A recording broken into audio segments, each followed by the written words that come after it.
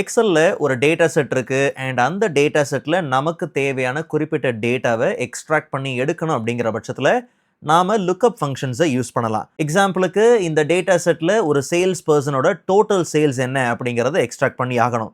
So ரொம்ப simple, equal to நாம we lookup, அதாவது வெர்டிக்கல் லுக்அப் ஃபங்க்ஷன் யூஸ் பண்ணலாம். லுக்அப் வேல்யூ எதை தேடுறோம், ஸோ எதை தேடுறோம் அப்படிங்கிறது ஏற்கனவே தனியாக ஒரு செல்லில் இருக்கு. ஸோ அந்த செல்லோட ரெஃபரன்ஸை கொடுத்துட்டு கமா கொடுத்தோம்னா டேபிள் அரே, எந்த டேட்டால இருந்து தேடுறோம், எந்த டேபிள்ல இருந்து தேடுறோமோ அந்த டேபிள் அரேவை நாம செலக்ட் பண்ணிடலாம். F4 கொடுத்து as absolute cell reference-ஆ லாக் பண்ணிக்கலாம். F4 ஒர்க் ஆகலைன்னா FN கீ ஹோல்ட் பண்ணிட்டு அதுக்கப்புறம் F4 கீ ப்ரெஸ் பண்ணி லாக் பண்ணிக்கலாம். காலம் இண்டெக்ஸ் நம்பர் அப்படிங்கிறது ஹாரியோட டோட்டல் சேல்ஸ் என்ன, ஒரு சேல்ஸ் பர்சனோட டோட்டல் சேல்ஸ் என்ன அப்படிங்கிறது தான் தேவை.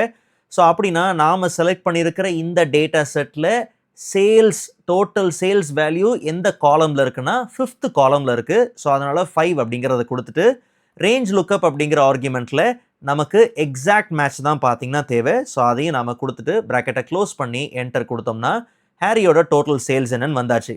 இதுக்கப்புறம் ட்ராப் டவுன்ல நாம என்ன நேமை சேஞ்ச் பண்ணாலும் ஸோ அந்த பெரிய டேட்டா செட்ல இருந்து நமக்கு தேவையான டோட்டல் சேல்ஸ் என்ன அப்படிங்கிறது, ஒவ்வொருத்தரோட டோட்டல் சேல்ஸ் என்னங்கிறது ஈஸியாக பார்த்தீங்கன்னா எக்ஸ்ட்ராக்ட் பண்ணி வந்துடும்.